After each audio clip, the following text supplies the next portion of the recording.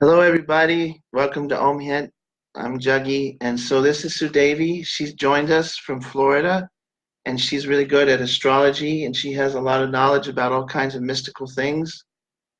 Hello, And so, everybody. so Thank she's you. yeah, so she's here. She's gonna help us and like join me, and we're gonna do more broadcasts and talk about all kinds of astrological things.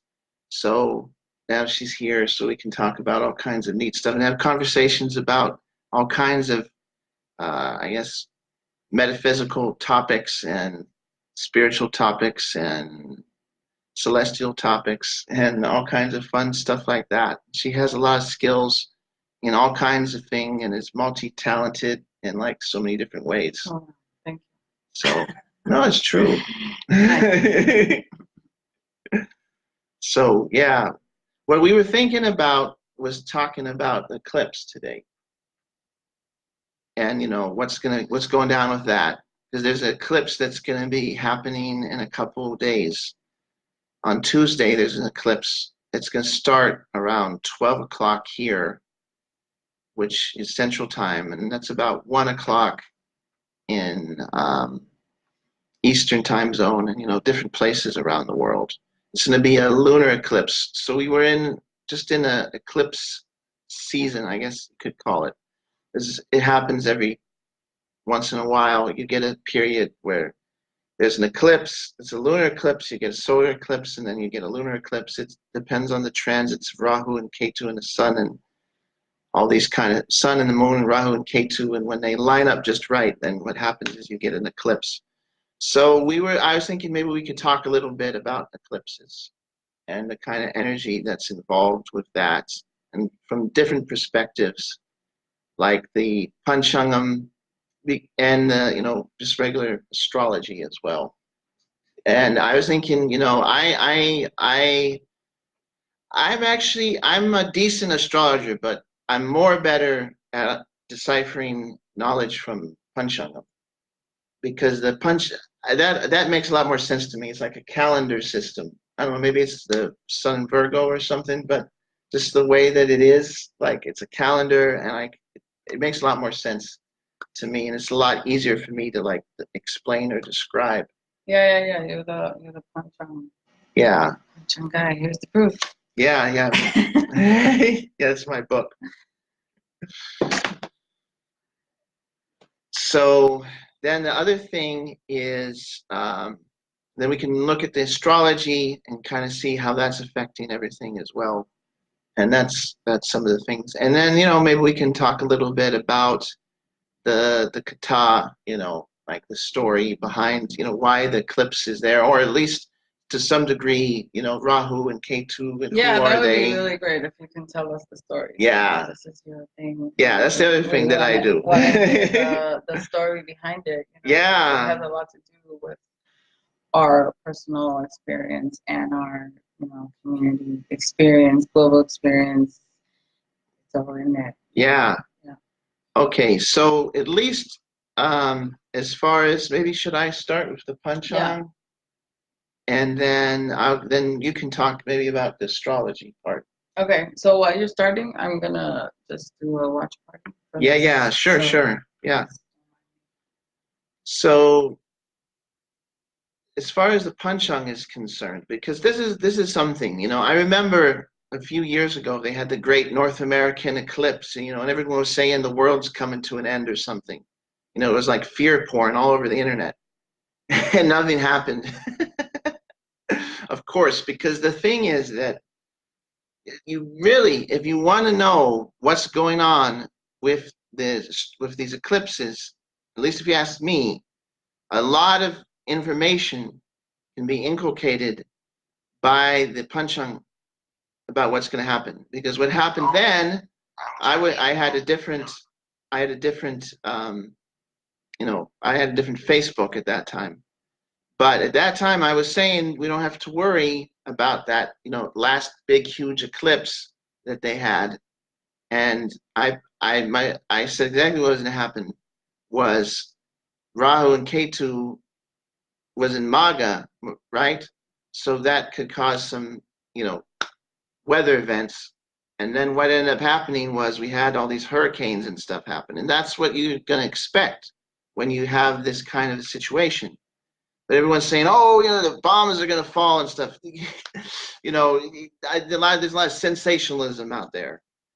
And so the thing is that I try and stick with the Panchangam and figure out how that's saying. So basically, what the Panchangam is going to be for that day is going to be Uttarashada, right? So the nakshatra Uttarashada is it's going to be the full moon, which has a particular kind of energy, and then it's going to be Uttarashada. So the thing with well, let's talk with the full moon first. So the full moon is a very loving atmosphere. The full moon is a community spirit. The new moon is very good for going inside. The new moon is very good for spiritual development. There's a lot of neat rituals you can do on the new moon and to do all kinds of mystical things on the new moon. The full moon is when you want to have celebrations. The full moon is when you want to have parties. The full moon is that kind of energy. And so that kind of energy is very nurturing and very expansive. Obviously, it's a very big full moon. The other thing is the emotions, because the moon rules your emotions. The emotions are very strong on the full moon. And the thing is that when you have, so the emotions are going to be strong. And then Uttarashada, what does Uttarashada cover? So Uttarashada means the great victory. That's what it translates out of Sanskrit. It means the great victory. So Uttarashada, the symbolism is these devas called the Vishvadevas. And Uttarashadas are very dharmic oriented people. They're extremely dharma oriented. And it's very good for conquering enemies. It's very good for doing very powerful things in the material world, but it's the worst sign for sensuality. It's the worst nakshatra for anything having to do with the emotions and the feelings and the sensual side of life, right?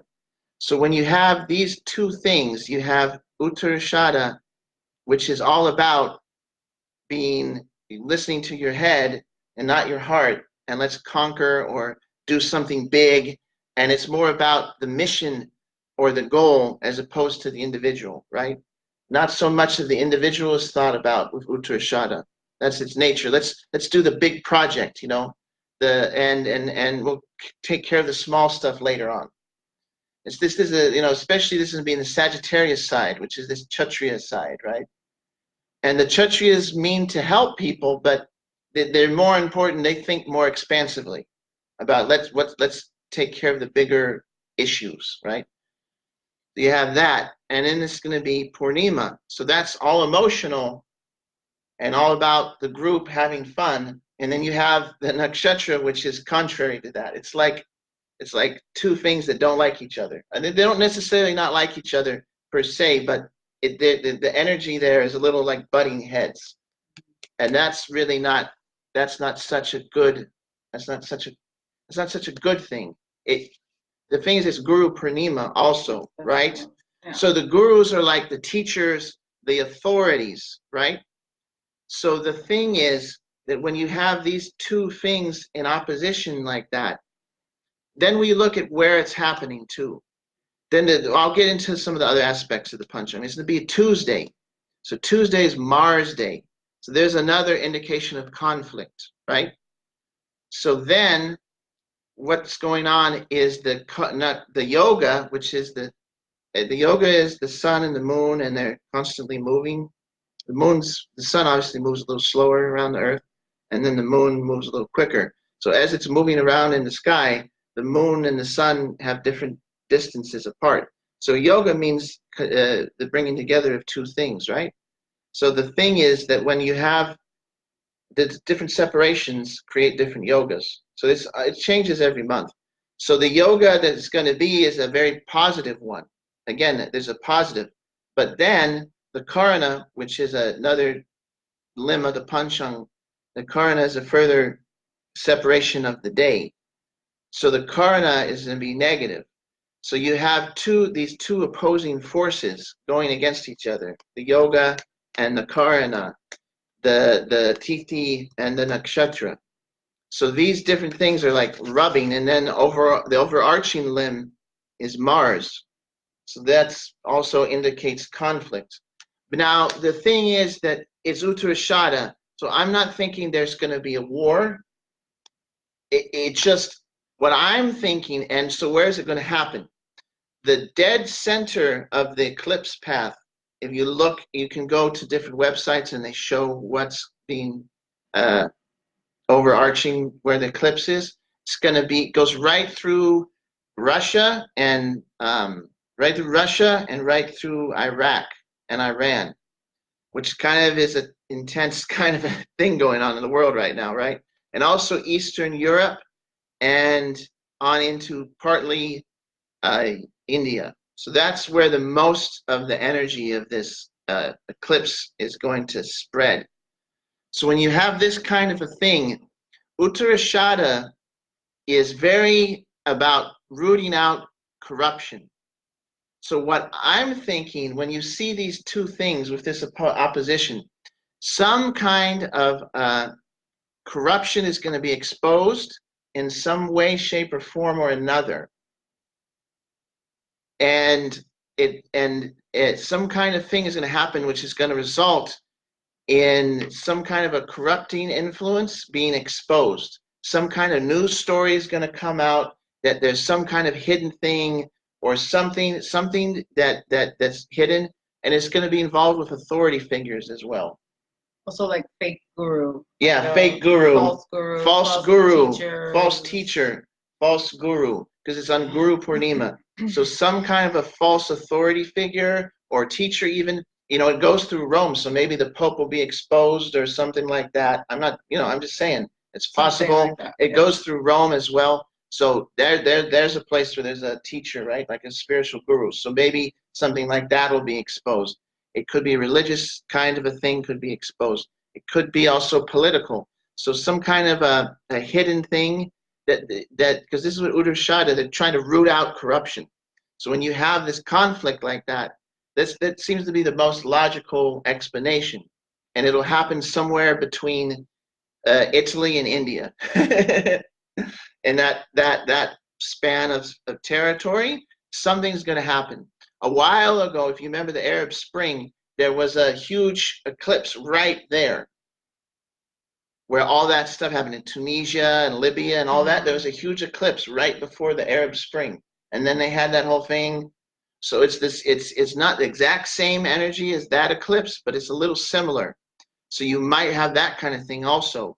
Like maybe the House of Saud will get thrown over. Who knows? But this is the kind of thing. Some kind of corruption scheme will be exposed, and someone will go, "Oh, these people," you know what I mean? Yeah. And there'll be a shift kind of a thing possibly. Yeah. That will happen. I mean, this is what the Panchanga is saying. Right.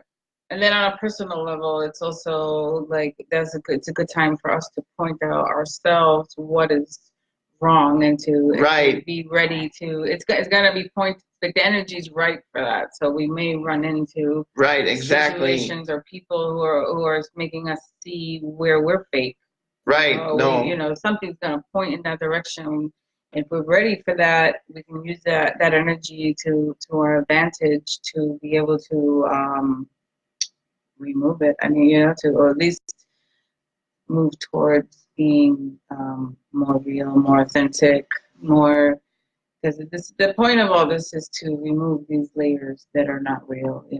These parts of us that we cannot be ourselves. We cannot be true to ourselves because we have all these expectations around us. These people at our job wants this, the spouse wants this, the kids want that, and we have to be all these things for all these people, and sometimes it's just not ring true to our real purpose. What we really want to do. So Uttarashada is not having any of that.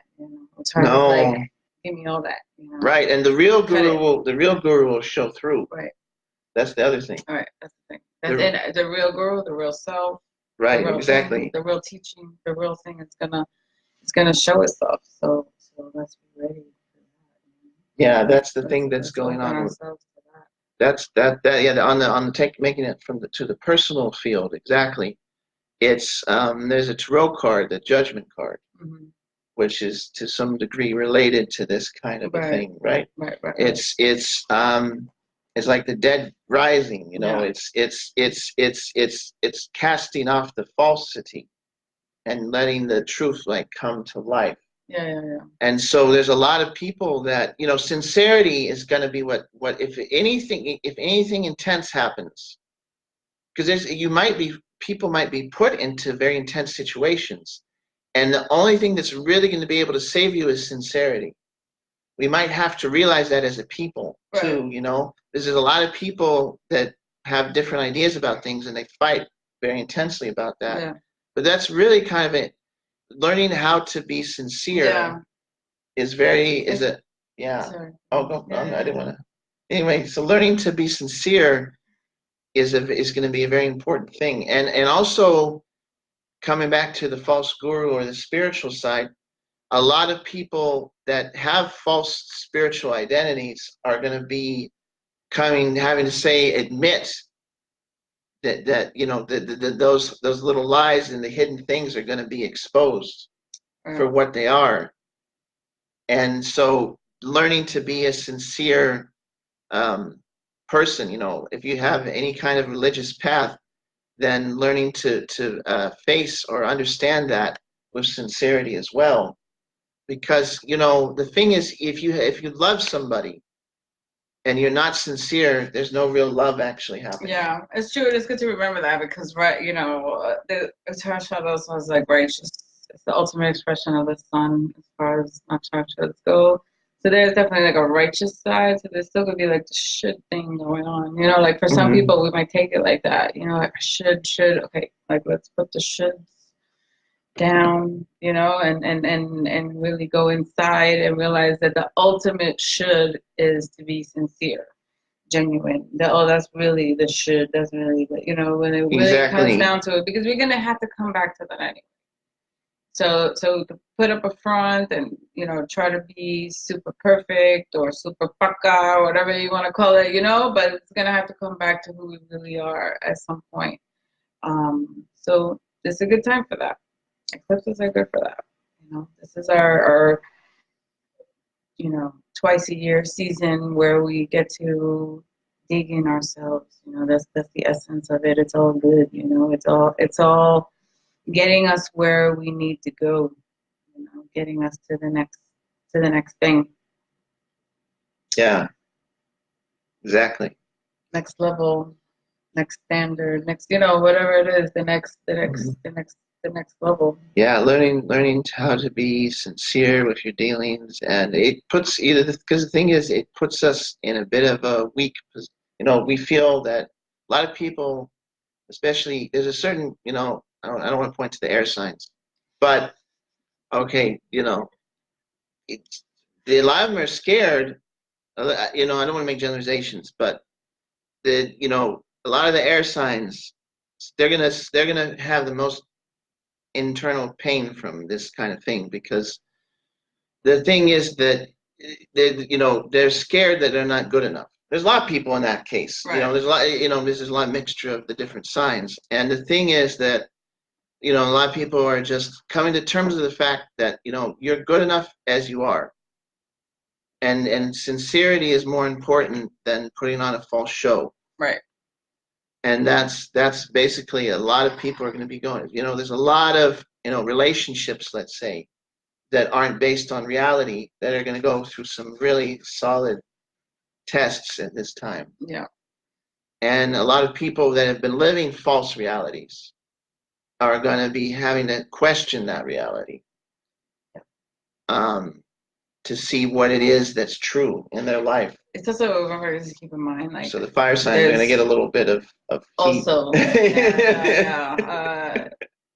The water and the earth, we got it a little bit. Well, We got a little, we, you know, we have a little more chance, I guess, of like being weathering the peaceful, storm. weathering the Yeah. storm. That's a good way to say. But yeah, it's as far as the sincerity. Sincerity is the key because it's for our good. You know, it's for us to I mean, oh yeah, also with the retrograde, I was gonna say with the with all the retrograde planets, because we have Mercury, Saturn, Jupiter, Mercury, Saturn, Jupiter, and then Mars debilitated. Aside from I think like Neptune or whatever, but like out Right. of the main Mhm. ones, we have all those. So there's like a slowdown thing anyway Yeah. going on, you know. So it's actually very useful if you know if life is showing you that you can't do certain things right now, which might be happening, like you know maybe things that you want to do getting slowed down. It's like really we get the chance to see it as a gift and take the time to oh I guess I got some time off, you know, like better to see Right. it like that. Okay, I have time to build, time to create this thing that I didn't think that I have. Or the essence of Rahu Ketu is to teach us to expect the unexpected and be okay with it. And I mean, I've often called it like the Krishna factor, because this is also, you know, as far as the universe, Krishna, God, whatever you want to call it, like we was part of us believing or knowing that we're part of something bigger that can be trusted. You know, Right. so even if our life doesn't seem like it can be trusted at the time, like there is like this thing that we're a part of that is permanent, that is taking us where we need to go, that should be trusted, that Right. within, from Right. trying it out and seeing, not blindly trusted. You know, this is Right. the time to pay attention to the small things. Everything is slowed down enough for us to do it. It's not, you know, it's not always like this. So it's like Yeah. the fact that it, you We know, don't have to. retrograde means slow down, means Yeah, not I know. And, you, and some people means are like rabid, yeah, yeah, they can't take but it. You it know, is it's it, this is the time where you can bang against a concrete wall, but you're not gonna get anything done. So it's just this is the time when you're gonna either take a deep breath, or it's like I sometimes I use the example, it's like surfing the wave.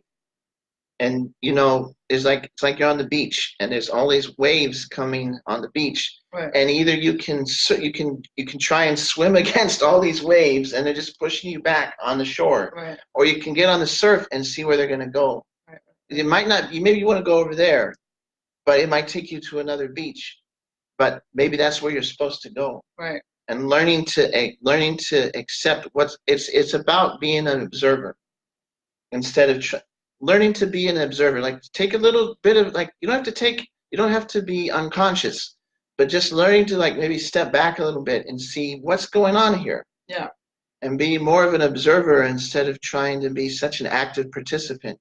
yeah, yeah, yeah. Actually, it kind of makes me think of ending up in Dallas. It's kind of a wave that well began in different ways in the last few years, but more specifically around the last year's eclipse seasons. You know, kind of after the Mhm. fall and stuff like that, where things really like came together and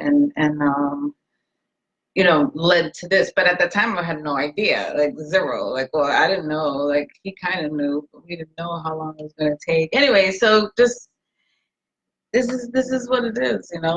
This is the essence is to trust this process and to pay attention to want to go with the patterns of the earth, to want to work with the energies that are presenting, harmonizing Harmonizing. with the energies, and seeing, okay, this is what's available. I can work with that. I can do something with that. There's always something that can be done. There's Right. always something that can be done.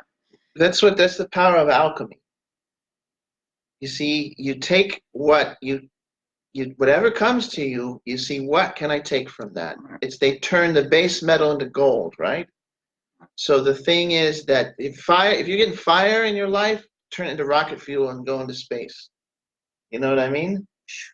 That's what you do. Whatever is getting thrown at you, ask yourself, be like a judo guy, they throw the punch and you turn the energy around and give them a flip. Right. So things are going to get thrown at us in life.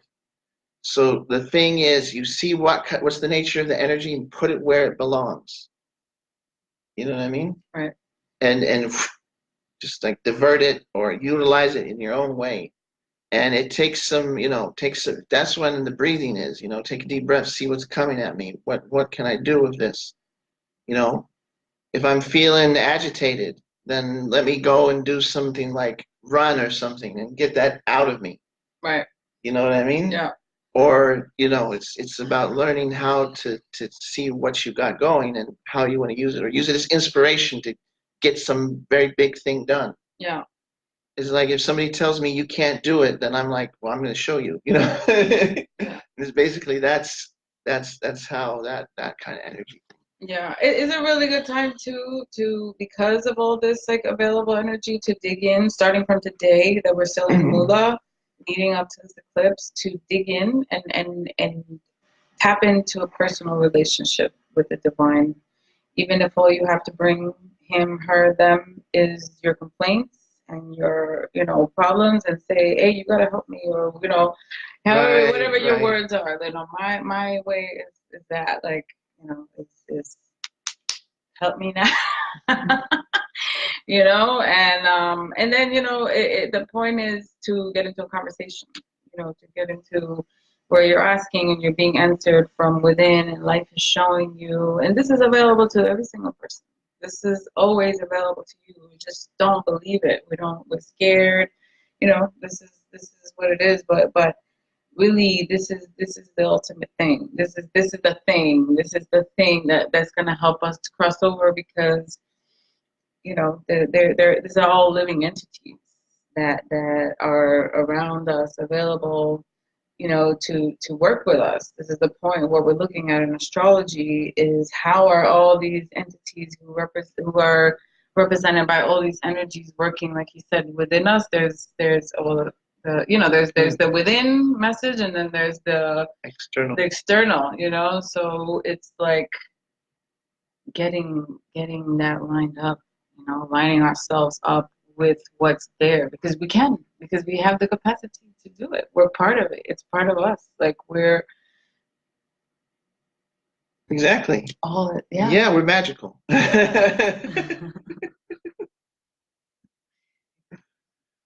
Yeah, we're magical.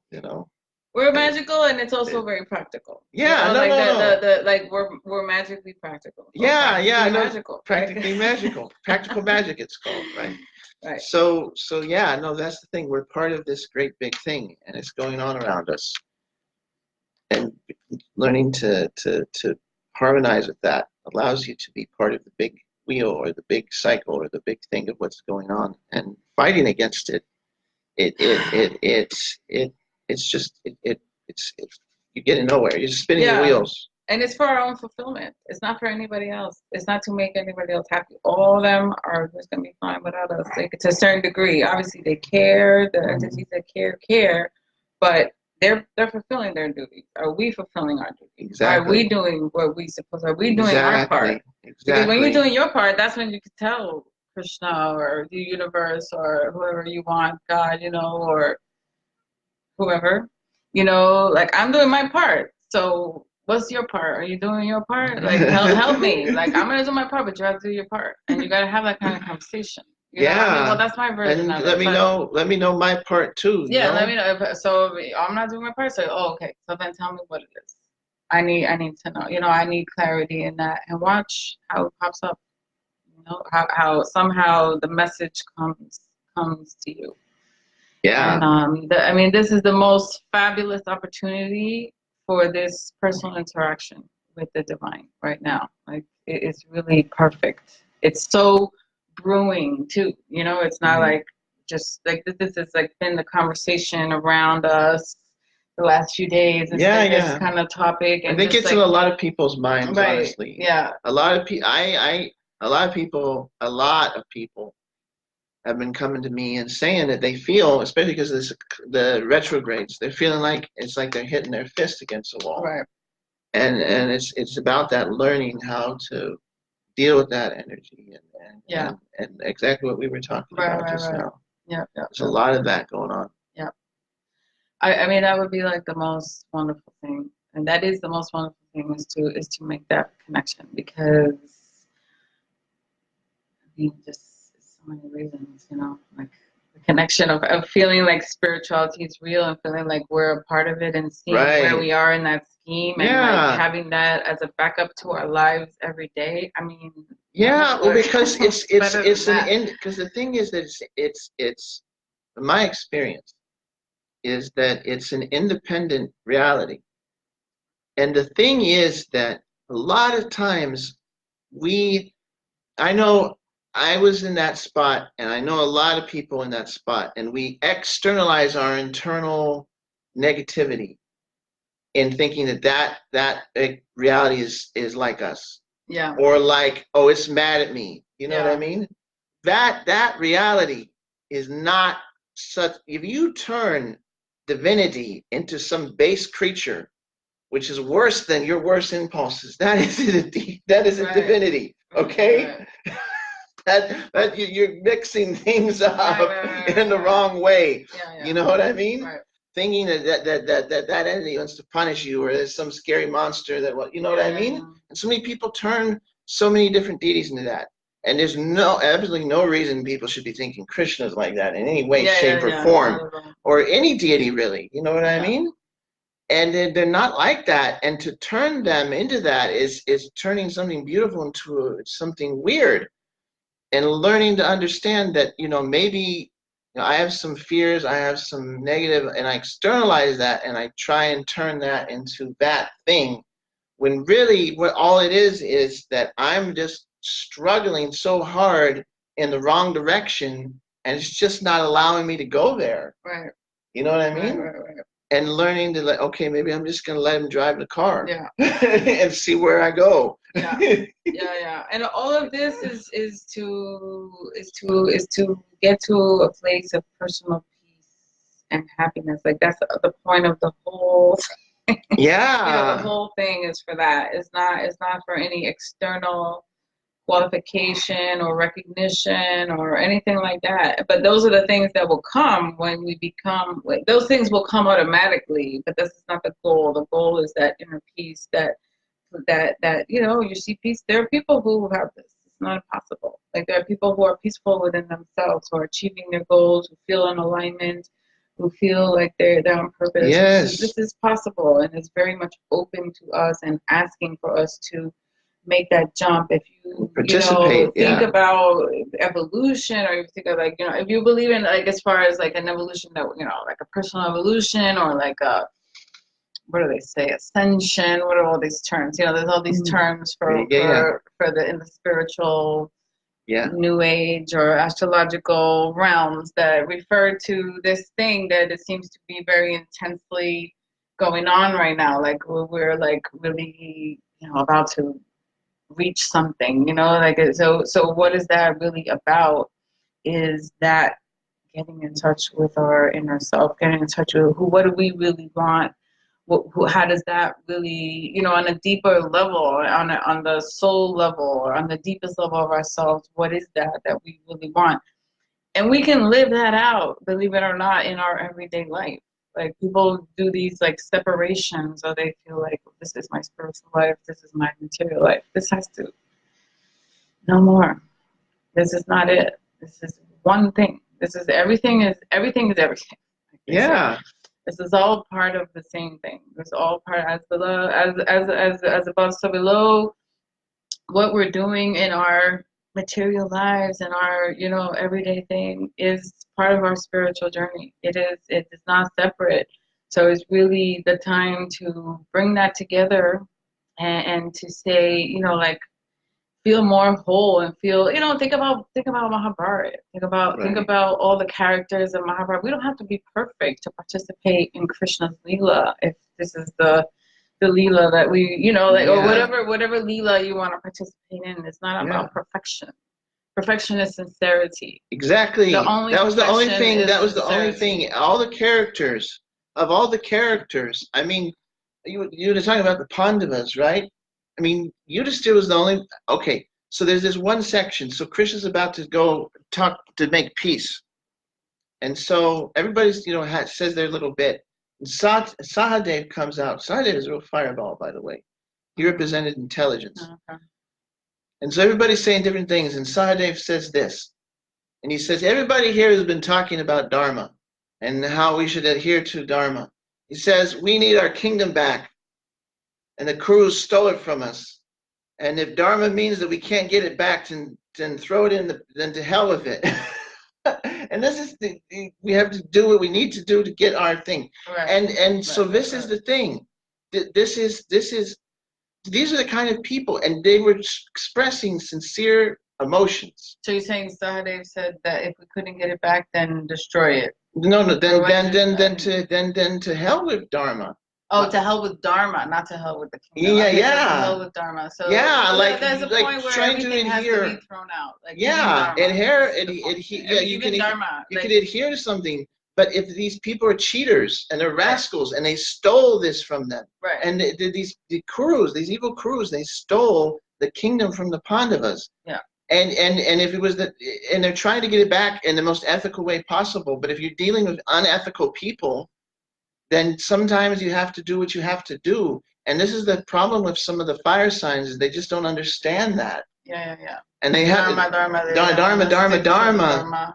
But the ultimate Dharma is not this Dharma. Yeah, exactly. The Dharma of the soul is to be. Well, exactly. It's bhakti, like right? There is a Dharma that we should never get away from. Exactly. That we should always adhere to, but it's not had anything to do with this role of Sudevi that I'm playing. You right, know what exactly. I mean? It's your eternal relationship. It's your eternal relationship. That is the thing that is the most permanent thing. That's the thing that is the most real thing, because this thing can go away. So this thing can go away. We know this. Like everything that we know and have and are right now can be gone, like instantly, if whatever. And disasters, there's so many ways, right? Without being too doomy gloomy. But there's a brighter side, and it's real, and those of us that thankfully are able to, very thankfully, able to tap into that. There's a piece there that supersedes everything. Really, that is. Like anything could be happening, and you feel peaceful, you feel happy, because you've already had your conversation with the ultimate controller. You've already been set in place with your ultimate mission and God and the universe, and you could go back to that. So even if you're being attacked by the world, or you feel horrible, or you're neglected, or things are not going your way, there's this permanent thing that's always there. Yeah. For you, for me, for us, and better than that. Right. No, exactly. This is the eternal. Yeah. It's like the example that I always made the most sense to me is the movie theater and then in real life, And so the movie theater, we're like watching this movie. And that's what life is like a lot of the ways. It's like we're watching a movie and things are going on around us in the movie. But the thing is, the movie goes away and it's like temporary. Right. And also you don't get the same amount of experience from the movie as real life. Right. Or even like a baby in the womb, right? Like a lot of times they describe that Mother Durga is the goddess of the world, right? So in a lot of ways, we're like babies in a womb. Yeah. And the baby's in the womb, and the baby really can't see much, and they have their senses, but it's very dull, right? Yeah. And then we leave when the baby gets born, then they come out of the womb, and then they're like, oh wow, look what's going on. There's so much stuff, right? Or in your movie, you see some images on the screen, but it's not like you're living the movie, right? So when we're here, it's all this stuff is going on, and it's all temporary, come and go. But when there's in the permanent space, in that other realm of thought or consciousness or experience, then it's like, whoa, here we have very vivid experiences, at least when you consider them that. Right. But it's just like that baby, the baby might think, oh yeah, I heard a noise just a little bit ago. That's like amazing. But like then he comes out and it's like, whoa, It's the same thing. We're thinking this is everything, but when you go into the other realm of experience, it's like the difference between the baby in the womb and out. We're like in the womb and we get out. It's like, whoa. Yeah. That's like what's going on in the other realm of experience. Yeah, that's another very good analogy, good way to look at it.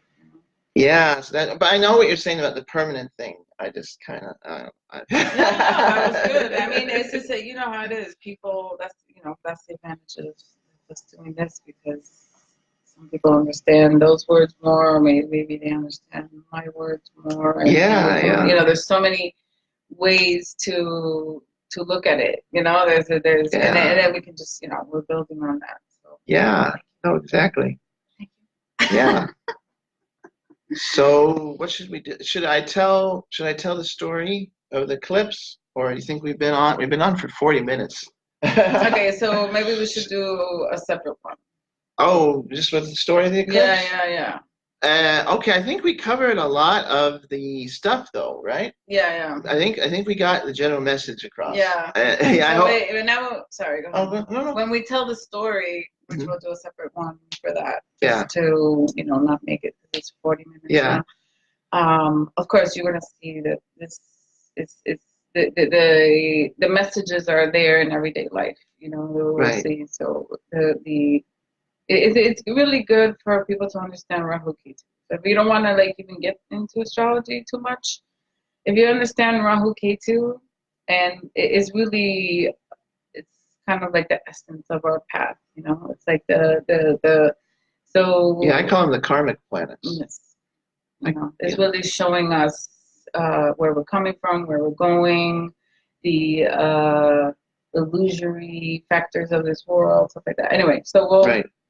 Yeah. So this is it for now, but we'll thank be you. back. Yeah, thank you. We'll be back in a little bit, and then we'll put up and start talking about Rahu and Ketu and the story involved with them, and maybe we can go a little bit in depth about Rahu and Ketu, Okay. just for the astrological minded. Yeah, yeah. Okay. Thanks, Okay. guys. Thank you. Bye bye.